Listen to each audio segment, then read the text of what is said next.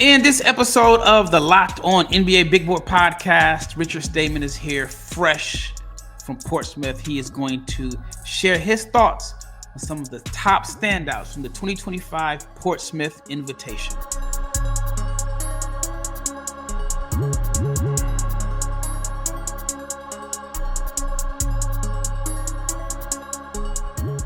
Big shout out to each and every person that has made the Locked On NBA Big Board podcast your first listen of the day. I'm your host, Rafael Barlowe, along with my co-host, Richard Stayman. And like I mentioned in the open, we are going to talk about some of the standouts from the Portsmouth Invitational. If you are a big basketball junkie, you love the NBA draft, and Portsmouth is one of the big events of the, postseason or in between the college season and the draft.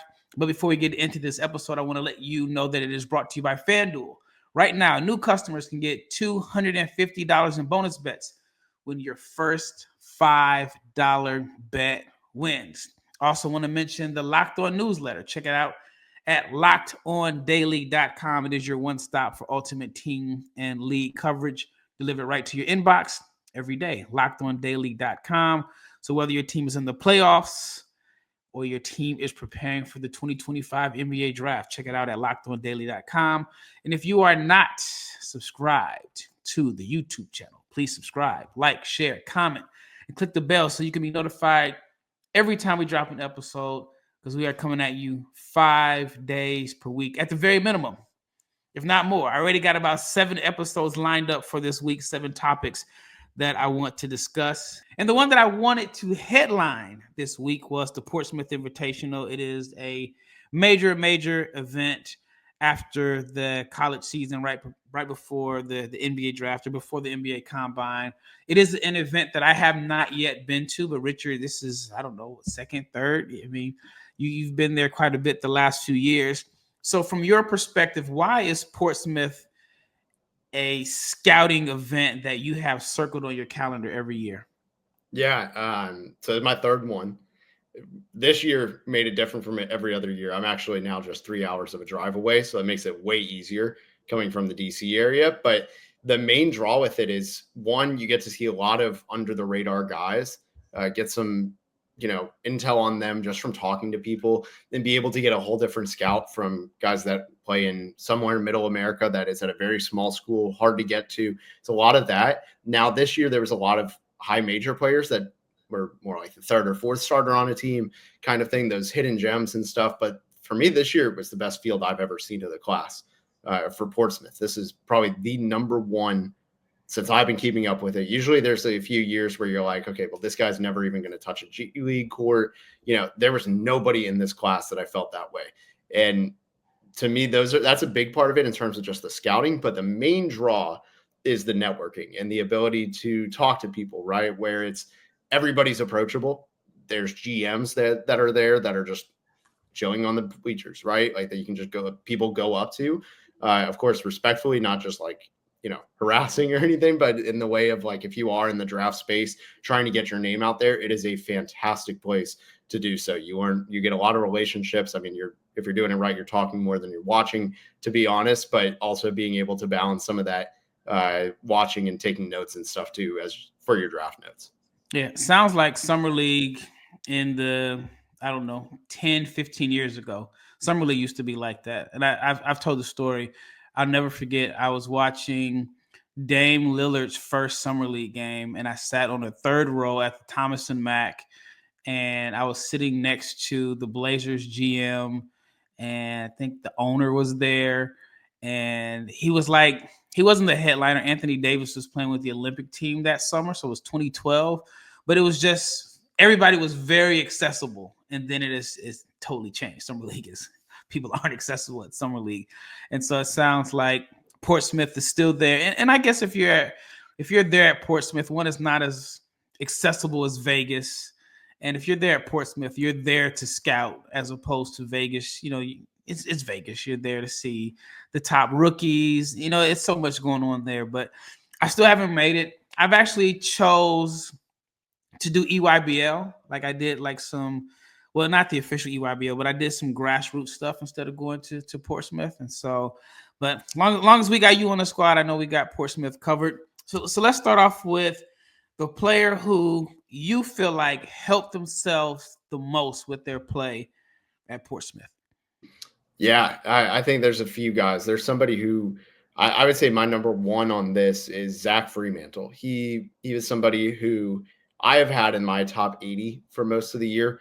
He's had a lot of injury history. I think if you remove some of that, there's clear value with him, right? Of being this modern four who actually has grown his perimeter game quite a bit as a shooter, especially, but can also bully you inside and be able to win a lot of rebounds. He's not the best rim protector, so he is truly a four, but he is somebody that I think he was so efficient. Every game you look up 8 of 9, 11 of 14, right? Getting just about a double-double. It was a perfect environment for him where there's a pick and roll every single play. And generally it's about as translatable of an NBA kind of game where the ball handler is doing one of three things. They're scoring, they're passing their roll man, or getting to the corner. And Freemantle is just setting great screens, getting to the rim. He was super efficient, didn't make any mistakes really. I think he was one of the biggest risers from all of this. So Zach Freemantle, a senior, everybody that participated in P.I.T. just finished their senior year. He's from Xavier, averaged about 17-7 if I'm rounding up the numbers. In your opinion, what is the skill set that he would need to hang his hat on if he wants to stick in the NBA?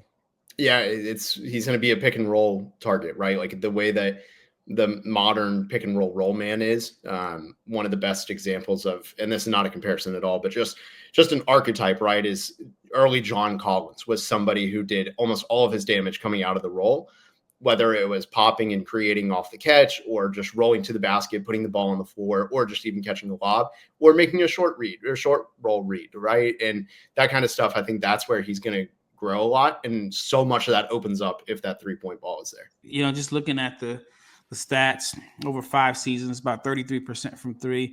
You would like that number to be a little bit higher, but overall, I mean, he's dealt with some injuries throughout his career.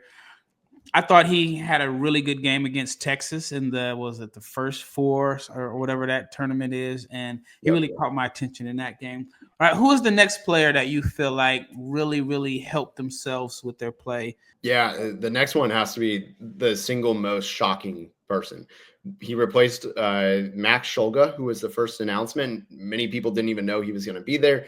It was R.J. Felton from East Carolina. He had some monster games. He showed a lot of athleticism.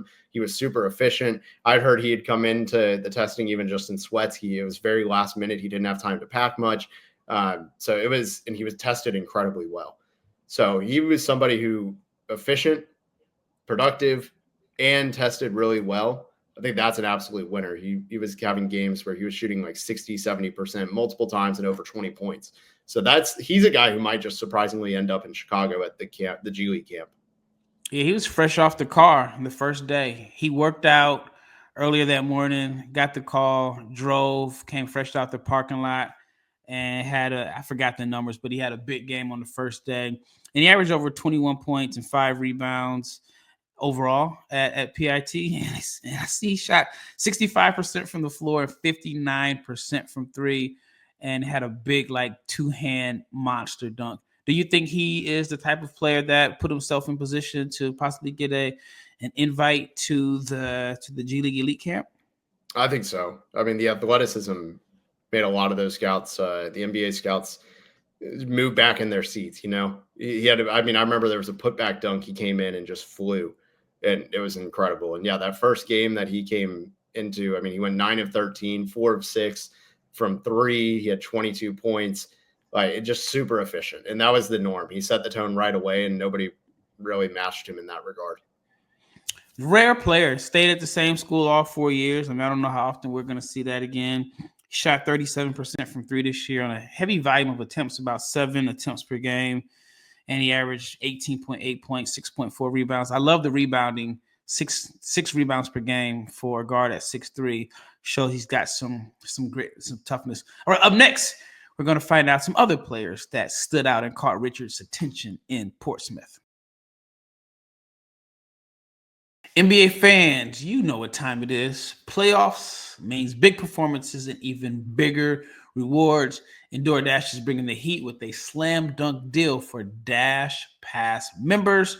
during the 2025 NBA playoffs, and it is called If They Swoosh, You Score. And anytime a player drops 50 or more points in the playoff game, if you are a Dash Pass member, you score a free 3-piece crispy tenders combo from Wingstop the very next day. All you have to do is just place an order of $20 or more. Use the code Wingstop50 at checkout, and that combo is yours. A crispy, delicious, and totally free combo from Wingstop. And the offer is valid through noon, from noon to midnight the very next day after the game. So here's the play. All you have to do is sign up for Dash Pass to unlock this and more exclusive deals all season long. And when a player scores 50 or more points in the playoff game, if you are a Dash Pass member, you can grab a 3-piece crispy tenders combo from Wingstop the next day with an order of $20 or more. All right, second segment. All right, we talked about Zach Freemantle. We talked about RJ Felton. Who else caught your attention in Portsmouth? Yeah, another name that really surprised me was Moussa Cisse. A lot of bigs do well on this, by the way, so you're going to hear a lot of different bigs. But Moussa Cisse was somebody who I, just being completely blunt, had never really considered somebody that I would be, high on in like his game, the productivity. Didn't really ever pop, so I was very surprised to see him have a strong showing. He was blocking a lot of shots, getting a lot of rebounds, winning rebounds in an extremely contested way where the ball would be right over the rim about to take that second bounce off the front rim. He would be coming from the free throw and he'd win it over 3 guys, the rebound, right? And that kind of stuff was really impressive. Showed just being an energy big that may not score a lot, but when he does, it's loud. And he also wins the possession. He closes the possession very well on the defensive end. He gets you second chance points. Just doing a lot of that connectivity, big stuff as a rim runner. I think that he really showed what he can do as a low usage big. Yeah, he is a tricky eval. Like if you just look at the raw numbers, you see a guy that was in school like 5 years, well traveled from Memphis to Oklahoma State to Ole Miss to Memphis, never averaged double figures in his career. Had 1 year where he averaged above 6.5 rebounds. But when you're athletic and you have positional size, you have to prove that you can't play. Like if you're a smaller guard, you have to prove that you can play. When you have his physical tools, you kind of have to prove that you can't play. You get opportunities, and it sounds like he made the most of his opportunity. Do you see him as like a guy that can sneak into the NBA? I mean, every single year, there's a guy that comes from Portsmouth that doesn't get drafted. Like teams are scrambling, looking for a third big, and then there's a guy that comes out of nowhere. Like I can't think of my man's name now. That's on the 2-way with the Lakers. Went to UAB. Trey Jemison. Trey Jemison. Or Quentin Post was drafted, but every year you find these guys that all of a sudden they find a spot in an NBA rotation in the back end of the year. They may not have been drafted. They weren't top 100 on a lot of people's draft boards, but do you think a guy like Cisse could end up sneaking in on the back end? It's absolutely possible. I mean, last year, Jesse Edwards was that guy who a lot of people didn't have him top 100. They were like, yeah, he's athletic, but what else does he do? He didn't have a great resume, like over at Syracuse, even before transferring. And I think that's somebody you look at. He got a 2-way. Moussa Cisse absolutely could get a 2-way. And honestly, once you get on that 2-way, the ball's in your court for the most part. There's obviously some contextual situations that do limit you, but I think he's somebody that at least he's going to put himself in the position to, like you said, be that third big.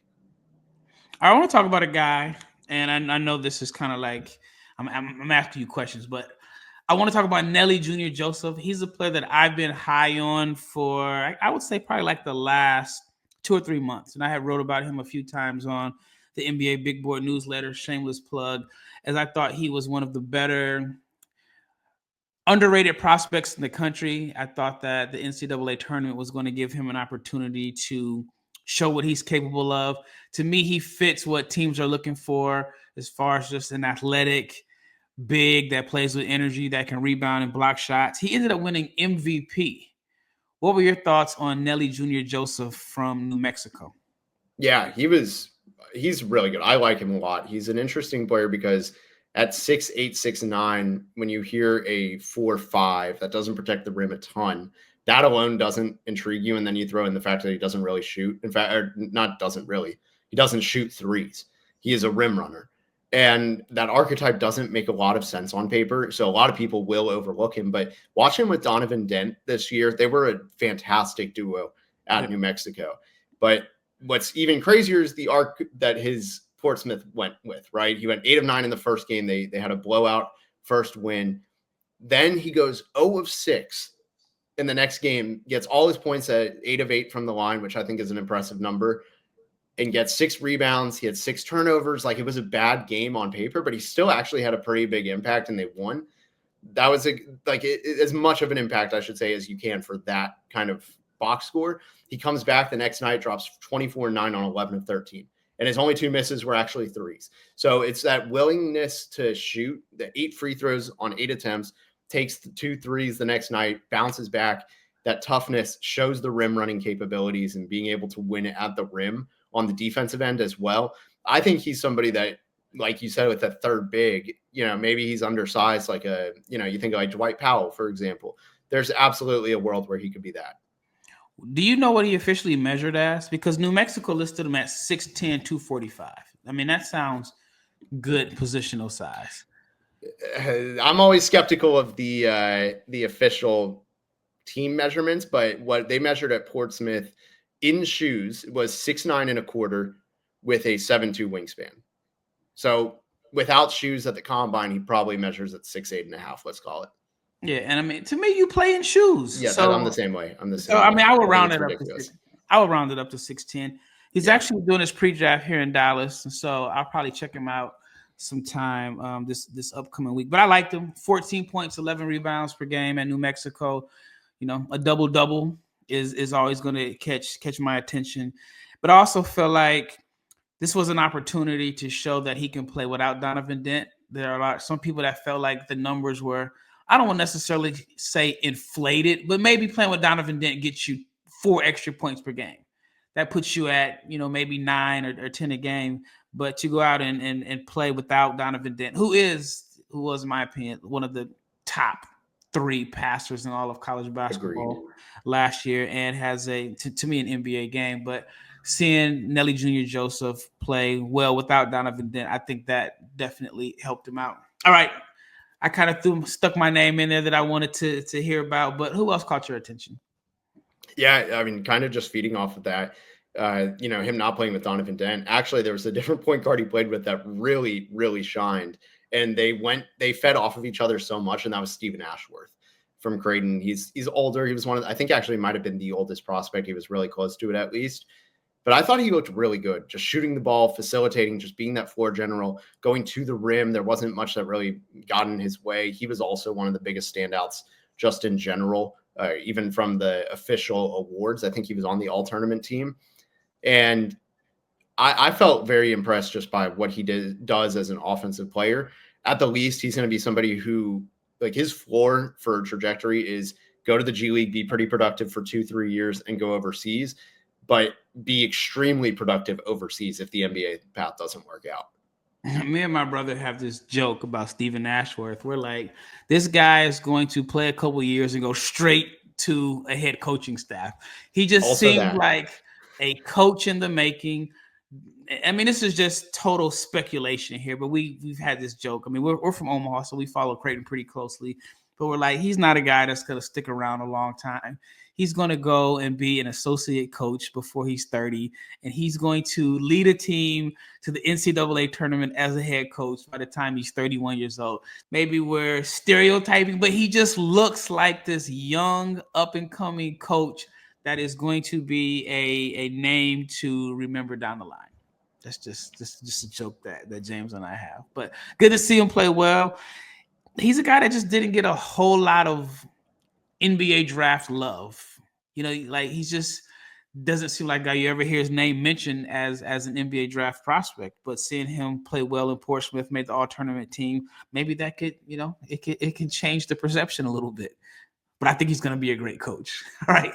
Who else got your attention? Yeah, that's the Colin Gillespie kind of that, those kind of guys' paths where it's like, they're just super cerebral players that they may not do a ton as players, but they'll, once their playing time's over, they got the coaching path. The NBA playoffs are here, and FanDuel is giving new customers an incredible way to get in on the action. And right now, when you join FanDuel and you place your first $5 bet, you'll get $250 in bonus bets if your first bet wins. I love how FanDuel is making betting easy, whether it is picking your favorite team or digging into player props. Whether it's three-pointers to steals to assists, FanDuel has so many ways to bet on your favorite player props. Plus, after the game tips off, you can combine live bet props into same-game parlays for a chance to win big. So do not miss out. Head to FanDuel.com and claim your $250 in bonus bets today. Another one, a different guard that I would touch on is Chucky Hepburn. I mean, all the defensive stuff of, like, I still have concerns about what he does to stay in front of players when he's not, in a floating position like he is. But he actually did pretty well staying on ball. I think he needs to get stronger. I think that's pretty clear to handle a lot of drives. That's where a lot of his fouls came from throughout the year. It happened a few times in Portsmouth, but the shot looked good. The playmaking was incredible. Again, like I said, with the sets that they run, the point guards that they get all the pick and rolls and everything, right? Where that spacing is like, it is an NBA play. It is truly, you have NBA talent, NBA spacing, all of that. And Chucky killed it with those pick and rolls. Like, he's always been a fantastic pick and roll guard who forces a lot of turnovers. I saw guys like Jacob Gilyard struggle at Portsmouth, and obviously he's a little bit smaller, but they have a lot of similarities. Tremont Waters, those kind of guys. The way he outperformed someone like Jacob Gilyard at this event makes me confident that he could also have a similar path of, hey, try the NBA. It's hard for these really small players. He's probably going to measure 6 foot without shoes because he measured 6'1" with shoes. But he is somebody that I think the hands are incredible, the pick and roll ability. And if the shot gets there, he could be somebody who sneaks on, like Memphis. They've fallen in love with these small guards over the last couple of years. He could be the one that's next in line. Yeah, I'm rooting for him just because I've known him and his family since he was a little pup. So I'm definitely rooting for him. I remember just even like when I was living here in Dallas, going home for Christmas and going to check him out at like holiday tournaments. And so definitely a name that I've been tracking for a while. So outside of like my personal bias and rooting for him, I have heard some good things about him. I talked to a scout recently, and he mentioned that, the physical tools aren't always there, but he was like, as far as like the mentality, the toughness, the competitive fire, he has what it takes to like really grind his way up into an NBA spot. And he was saying like, usually when a guy may not be the best shooter or he may not be the best athlete and he has a longer path, you have to have certain intangibles to put yourself in position to, as they say, get it out the mud and grind. And he felt like Chucky had those intangibles as far as being a willing defender, trying to play the right way, the character on and off the court that he thought, puts him in position to have a chance. All right. Anyone else caught your attention? Yeah, I would say the last one would be Nate Santos. He was somebody who I'd gone so much back and forth over at Dayton. And in this game, actually, this is the most shocking part is why I liked him so much. None of it had to do with his jump shot. Like, I thought he was so aggressive getting to the rim, playing good defense, staying in front of guys, the tenacity. He was the guy who was setting the tone where, like, if he drew a charge, everybody in the building could tell he was the one roaring, right? That kind of stuff. He just carried the vibe the whole night. And that may not scream a lot right away to like scouting and stuff. I get it. But there is something to say, like, the energy he plays with is contagious. It riles up his teammates. It's really just that kind of stuff, this toughness that he brings without even mentioning his best skill, which is shooting. And I think that was something that just really stood out for me. Out of all the players that you've mentioned, do you think he might have the most translatable skill set? I mean, maybe, obviously Junior Joseph, but as far as like having that path, because he has a defined role. Like when you look at the league, teams are always wanting guys about 6'7" wings that can shoot. And we're talking about a guy that shot 42% from three the last 2 years on a good volume of attempts. And sometimes that kind of makes your path a little bit easier. So do you think for him, because he has a defined skill set to hang his hat on, his path may be a little bit smoother than the other guys? Easily. Easily. I mean, you look at the way that like they're different years and stuff, so I get that it's not the same thing at all. But look at how Kobe Bray, and actually I think they are the same age. So Kobe Bray is getting a path, right? And I think Nate Santos actually does a lot more on the offensive end than Kobe Bray. I think so. Like that's not to bring down Kobe, but Kobe's got a lot more hype than Nate, and I think they can do potentially more. And it's an easier path, like you said, because of that he's tall and he shoots. Because in this league, if you were able to space the floor and absolutely use that gravity coming off of the screen, you change the entire offense for everyone else. All right, I want to ask you about a few more players. Just share your opinion. Jonnell Davis, what did you think of his overall performance? I thought that from what I saw, he helped himself in Portsmouth in one weekend more than he did an entire season at Arkansas.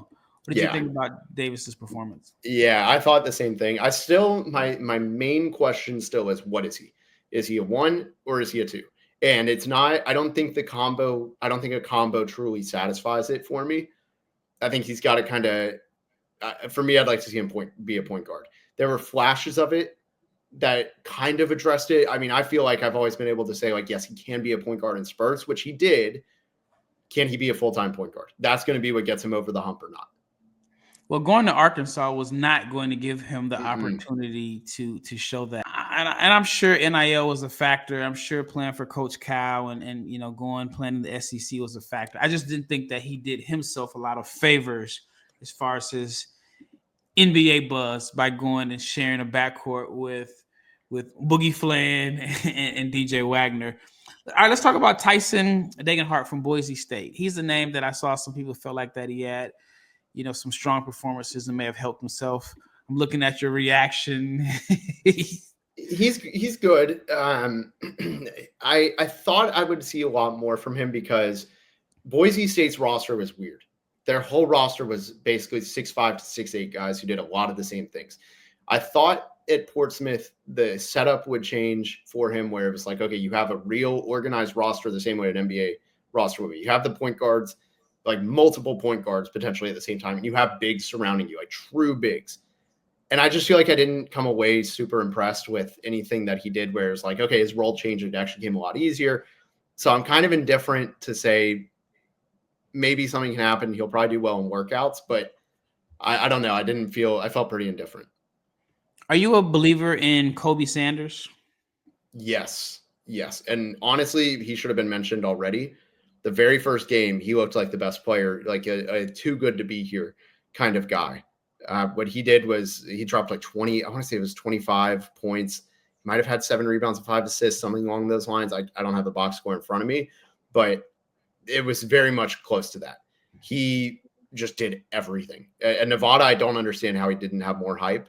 I've heard from NBA scouts since the midseason tournaments that they would have had him second round, and there's just no hype for him.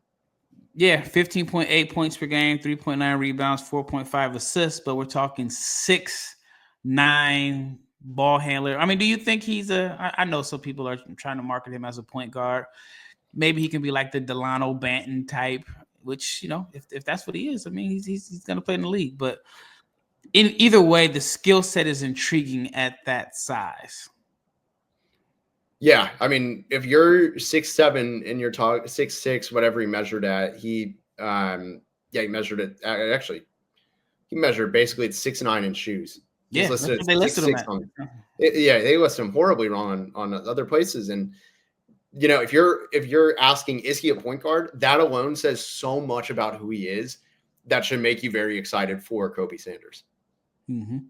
All right, what about my guy? I've been writing about him all year. I thought this was a perfect platform for him, but I haven't really heard his name mentioned a lot. I think he had a really good game on the last day, but John Poulakidas from Yale, the shooter. I knew it. I knew all those articles I've been reading of yours. I was like, I know who this is. So the first game, he had I mentioned earlier, there was a pretty big blowout when I was talking about Stephen Ashworth. John Poulakidas was on the other team. Everything was rough for me. Went 2 of 10, and my prediction was like, okay, nobody can bounce back. Like nobody can go worse, like and have a better bounce back than John, because 2 of 10, the team did terribly. he was okay all weekend. I like productivity wise, I don't think he popped in that regard. My two takeaways were this. One, the structure for him in this environment, not great. He needed like a perfect roster, being able to play with other guys that are higher level point guards. Like if you would put him on Stephen Ashworth's team, I think we're talking about a whole different performance. But also there were just some movement things. I think the athleticism definitely held him back. You could kind of tell where that was a limitation compared to the middle of the season and everything. But I still think there is a role for him to be that shooter. I just don't know if it works with the size. He measured at 6'5.5", so not bad. That's in shoes. So without shoes, he's going to come back anywhere in the 6'4" range, right? So I think that's going to be a limitation. He has to be almost perfect as a shooter to keep making it, but he's going to do really well in the G League. I feel confident in that. All right, Sean Pedulla. He was really good. He was another guy who, I mean, we could only say so many guys at the beginning too that stood out. Like there's 8 teams, I think 8 teams at the tournament. So there's a lot of guys. Pedulla really did well at the beginning of the event. When I was there, he was just dropping 20-point games. Also another one of those guys where it was like just toughness. He would flex after every layup, everything like that. He set the tone in those games. I was really impressed with him as a point guard in general. I liked him a lot at Virginia Tech before he transferred, and it felt like the best versions of that player. Yeah, I'll never forget the first time I saw him play. It was a tournament here in Dallas, and there was some NBA. I think Keontae George. It was around that class of those guys were playing in this tournament, and I think he was a year older, but he was the best player. I mean, some of the guys that played in this particular tournament are in the NBA now, but he was frying them. He played for a team called Buddy Buckets. It was Buddy Hield's team out of Oklahoma. And ever since then, I've been tracking him. All right, last name for you. Matt Cleveland was a guy that had some NBA draft buzz after his freshman year. You know, the positional size and the skill set has always been intriguing, but it just seems like the buzz has just flatlined.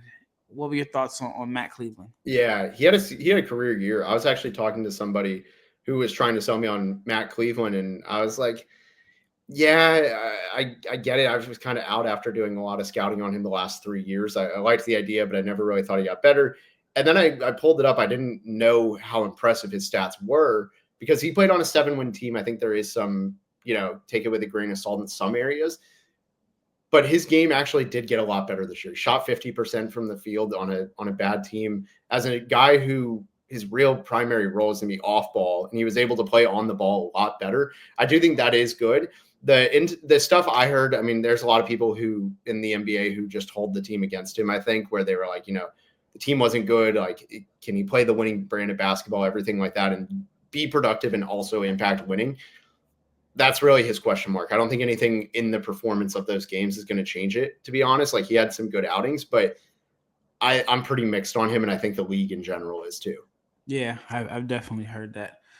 Well, that wraps up this episode of the Locked On NBA Big Board Podcast. Once again, thank you for making this your first listen of the day. Big shout out to Richard Stayman for being live in attendance in Portsmouth and giving us his personal assessment from some of the top standouts that maybe we will see in the G League Elite Camp coming up in a couple weeks. Once again, thank you for making this your first listen of the day. Check out the Locked On newsletter. We are out of here.